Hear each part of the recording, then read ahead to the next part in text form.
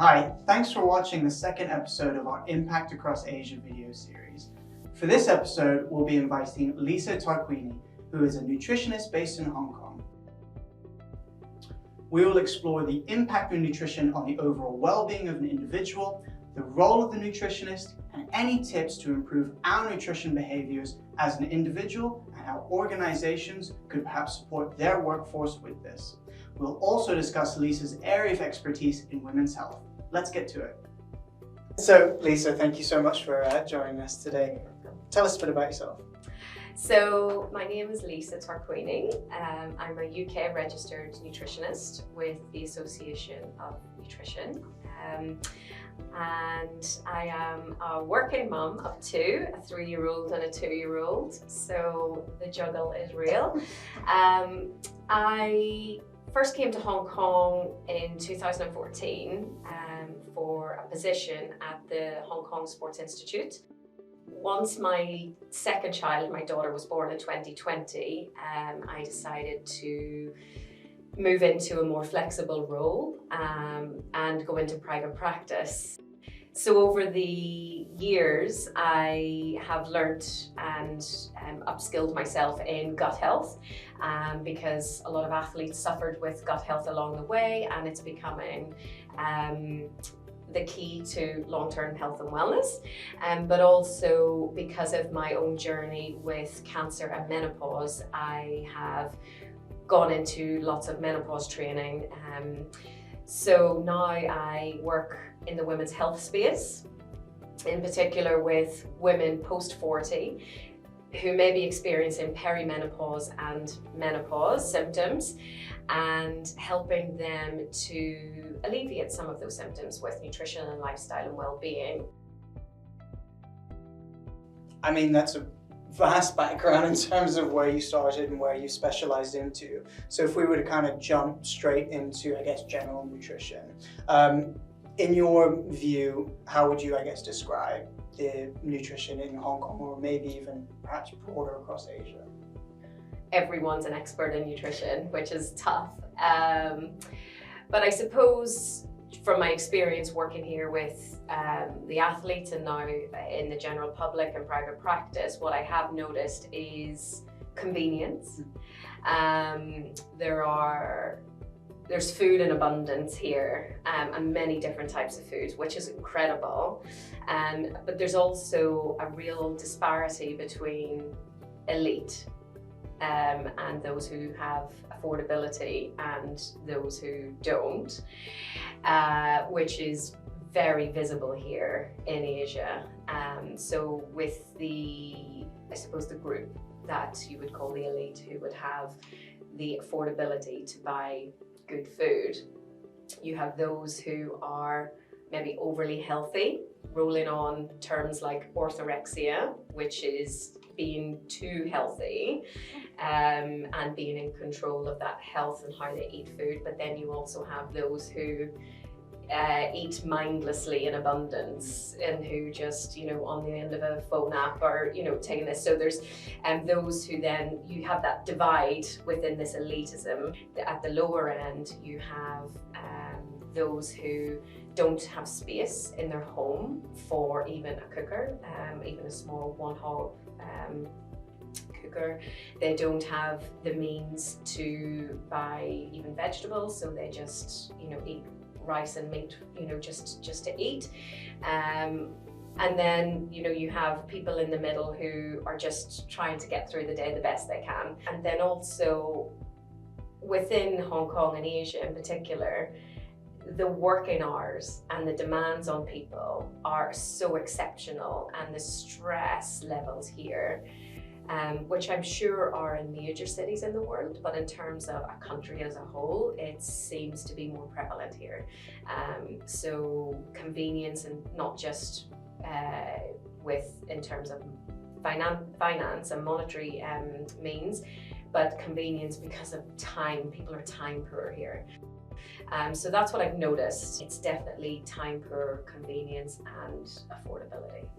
So I mean, you mentioned a big range of not only, I guess, choice, but I get logistically as well. You mentioned people's living spaces are quite are quite, tight in terms of that. So would you say, I guess, are there pros and cons of each sort of group? If you mentioned elite, you mentioned sort of the people caught in the middle, and then those that are, are logistically smaller spaces and things like that. Are there pros and cons of each area, or is it pretty challenging in each sort of area? I think it can be pretty challenging in each. In terms of pros, particularly those who can afford it, they can eat really well. What can come with that then is the need to be overly healthy, in this term orthorexia, and be an elitist in their food choices type of a thing. But that can be healthy and also unhealthy. Then you've got the pros for, I suppose, the lower socioeconomic groups, and they may just be eating, the rice and the vegetables and the meat or the fish.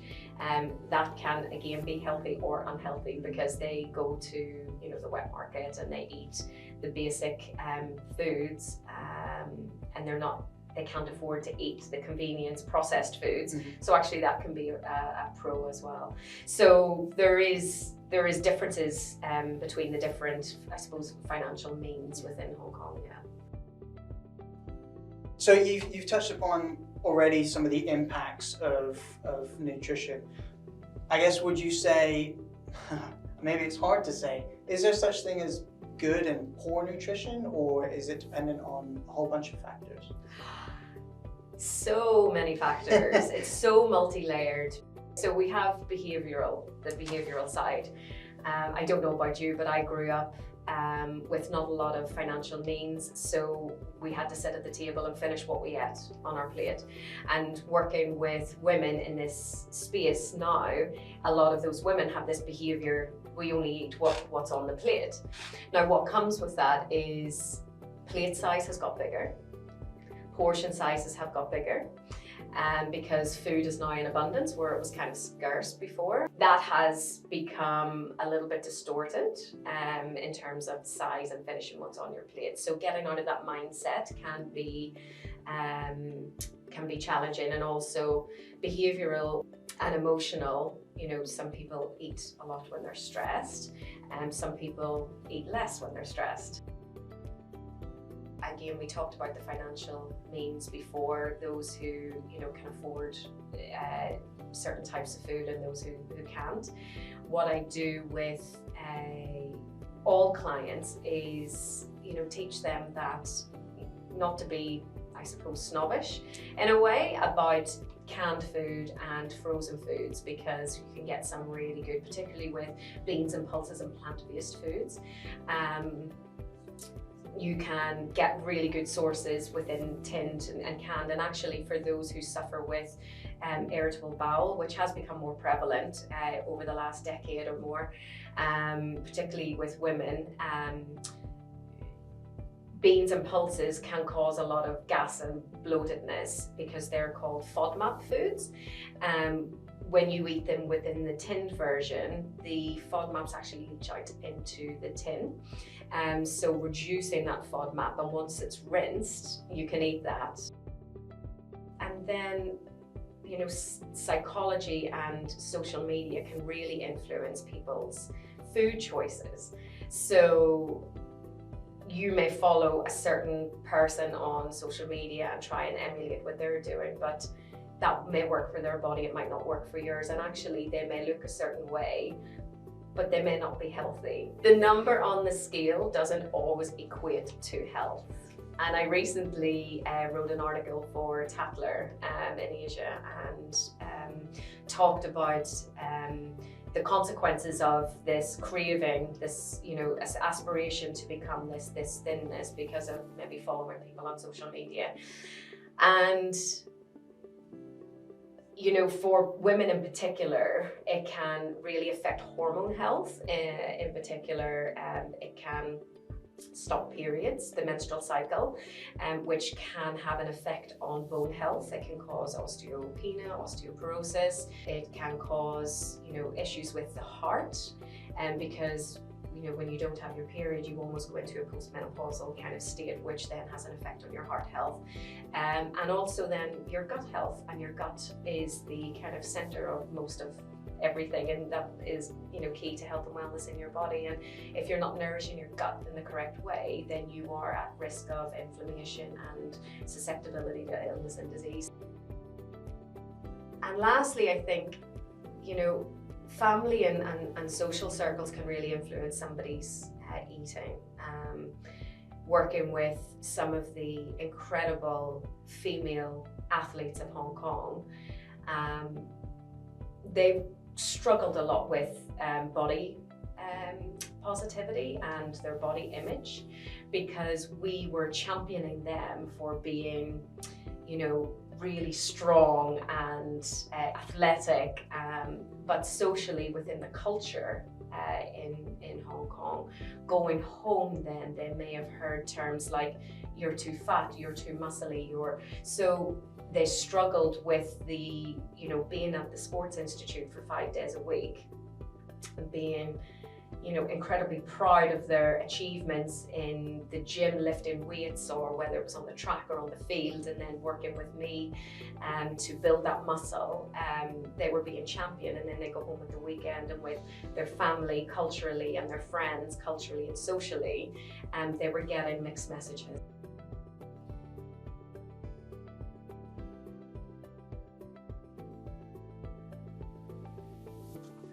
So I think what women should know is there are 3 major health risks with being menopausal and postmenopausal.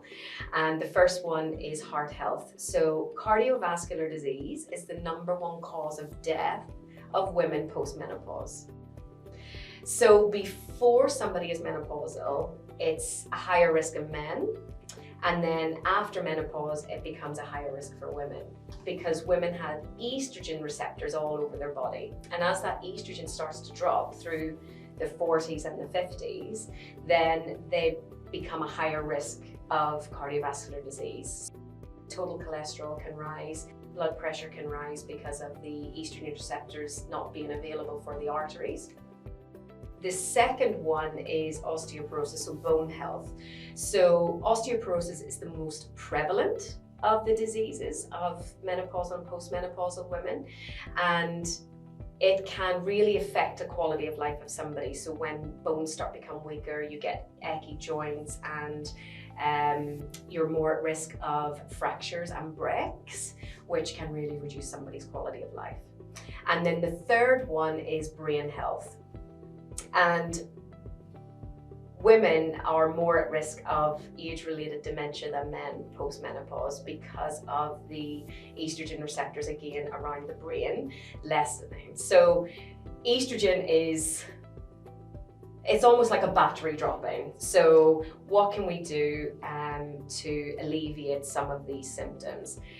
So my job is to help women, A, become more informed, so educate them with current evidence on this, and also what can they do to offset some of these things. And then secondly, I help educate women how to eat a heart healthy diet, and a bone healthy diet and a brain healthy diet. So education and helping put the education into practice for each individual, so it's personalized. So I have a program, a 12-week online nutrition and wellbeing program called Reset 40. It's a huge education platform, which is nutrition, but also I have some experts on there from pelvic floor health and psychology, and a doctor on there as well. And it educates women on all of these things. But then each week I personalize it, so there isn't one solution for all. It's very individualized. So you can live a long life and be strong and healthy as a woman with food and exercise. Particularly for your bone health, you need to do exercise. Going back to what you were talking about with misconceptions around nutritionists, and a lot of the work that you seem to be doing, especially with your program, I I'm going to say that it is proactive. So Yes. a lot of people potentially, and I could be generalizing here, might go to a nutritionist as a way to, I don't know, react to noticing that they've got, is that something that is a common sort of approach to seeing a nutritionist, or do people regularly see one? What's been your sort of experience with that? It's definitely after something has happened. And I think that's for most things, you know, if you've, you know, hurt your ankle, you go to see a physio. If you've, you know, got a chesty cough, you go and see a doctor. I think from my own experience with cancer and menopause, prevention is key. And I created Reset 40 because I wish it was available for me when I was going through menopause. And being a scientist, I had to, you know, dig deep into the little science that was available on women's health and this stage of life. But I have some, you know, great studies, and now because it is becoming more, people are becoming more aware of it, the science is growing in this area. So over the next decade, we're going to see more change, which is even better. So I created this as a mode to prevention. When you are informed, knowledge is power. So when you are informed, you can choose whether you want to take hormone replacement, you can choose whether you want to do traditional Chinese medicine or other alternative therapies, or just use nutrition and exercise as your mode of alleviating some of the symptoms of this stage of life.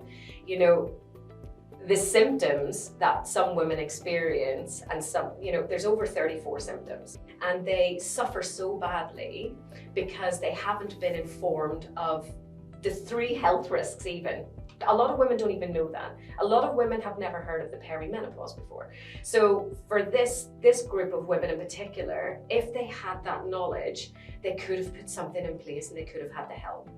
Then you have this group of women who get nothing and breeze through it, which is absolutely fine as well. But still eating well and moving and looking after your mental well-being is important for living a long life. And then you have this group in the middle who kind of are suffering, but it's just they're in midlife, they're juggling kids, they're looking after parents or, you know, other immediate family members. They're at the pinnacle of their career, and they're thinking that it's just midlife stress, so everybody could do with a little bit of help along the way. Yeah. I mean, you've talked about a tremendous amount of support, your program, you got even the role of nutritionist, whether it's your specialist area, whether it's the role of nutritionist is in general. So those are supports, ways for people to reach out for support. What about some takeaway tips? Let's talk about the individual. What would you say are a couple of takeaway tips that they can apply almost now? Always my first one is, please stop cutting out carbs. Fiber is the #1 carbohydrate everybody should have on their plate. So carbohydrate is this blanket term, and there's 3 types. So we've got fiber, starch, and sugars. So obviously we got to cut out all of the processed, sugary, and sometimes starchy carbohydrates. There's a time and a place for that. But fiber is so important for our gut health, and the gut microbiome over the last 20 years has developed in its science, and it is continuing to develop. It's still in its infancy. But what we're learning now is that, you know, feeding your gut microbes with plant-based foods will help to increase your energy, improve your sleep, help you go to the toilet better, reduce some of those, you know, illnesses and diseases that are associated with the gut, reduce inflammation around the gut, improve mood, and, you know, improve your overall immunity and susceptibility to illness and disease. So have a fiber on your plate, and fiber can come in many different forms. So we've got beans and pulses, we've got vegetables, we've got fruits, we've got nuts and seeds, and then we've got herbs. So there's a lot of different ways that you can include fiber on your plate. The second takeaway is protein. Now, no, you don't need to go out and get a protein shake, and you don't need to eat massive amounts of meat or fish. But having a source of protein at each meal is important for, again, immunity and skin and cellular repair and things like that. So I would suggest always to have a lot of variety in my protein and for clients on the plate. So, but variety is also the key to a diverse gut. I suppose it depends on the individual's likes and dislikes. Their affordability again, and their ability to cook food and accessibility to food. But if you can get your hands on, variety, then it's definitely worth doing that because it can create a more diverse gut bacteria. So there was a project called the Gut Project, and they tested hundreds of thousands of stool samples, and they found that those who ate 30 different plant-based foods a week had a higher diversity of gut bacteria than those who ate 10 or less. So this is the science that's coming out again in its infancy. But, for some people this can be a challenge because of all the areas that we spoke about earlier. But for a lot of people, it could be, something as simple as, oats in the morning for breakfast, with some nuts and seeds on top and maybe, blueberries and raspberries. That's 4 in one plate. So if you're thinking about 30 different, it's not as difficult as it may sound with the number. However, there are a lot of variables that play a part, and that's where the tinned food and the frozen food can come into play, particularly living in Asia where, or here in Hong Kong where food is imported and can go off quite easily, and possibly with the traveling get less nutrients. So eating a variety of the tinned, frozen and even dried foods can add up to those plants as well. Brilliant. And so those are sort of the tips that people can apply and take those small steps for themselves. The work that we do at Community Business, we support organizations as well, to build that culture of well-being for their staff. So what about maybe some takeaway tips for an organization who are looking to support their workforce, especially in the world of nutrition? Number 1, give them time to eat. Time away from work. So time away from your phone, the computer, your desk, and the stress of work can really help digestion. So having lunch with a colleague, even if it's 20 minutes or 30 minutes, you have 24 hours in the day and you only have a certain amount of working hours. You have the right to sit down for 20 minutes, 30 minutes and enjoy food without stress. Take the time. It's really important for your digestion, your overall well, because when you eat under a stressed state, your gut doesn't absorb the nutrition. So there's barriers that get put up there in terms of absorbing the nutrients, and then that can play, a big role in building inflammation in the body. So it is important to take time. Secondly, I think pantries play a big role in a lot of big organizations. So making sure that there are a variety of health choices, fresh food, colour is really important. You don't take it away. Restriction is not the way to change things. So having it there as a choice, but changing the choice architecture can improve health and wellness of employees.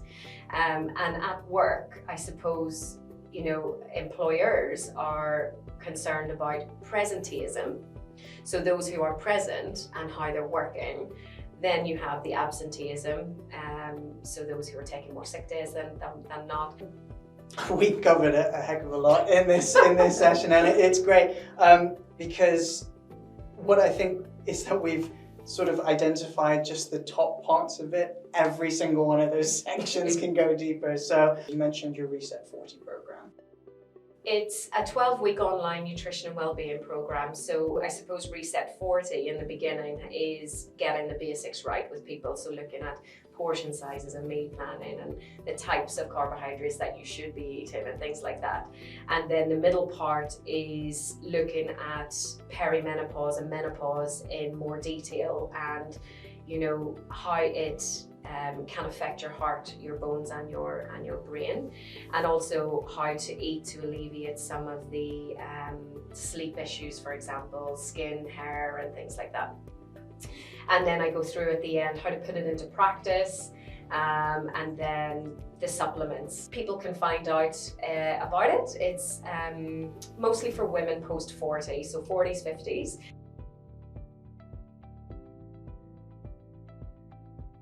But this has been great, and I'm sure we'll be hopefully making some more future content. But thank you so much for joining us. You're most welcome, Chris. Thank you for having me.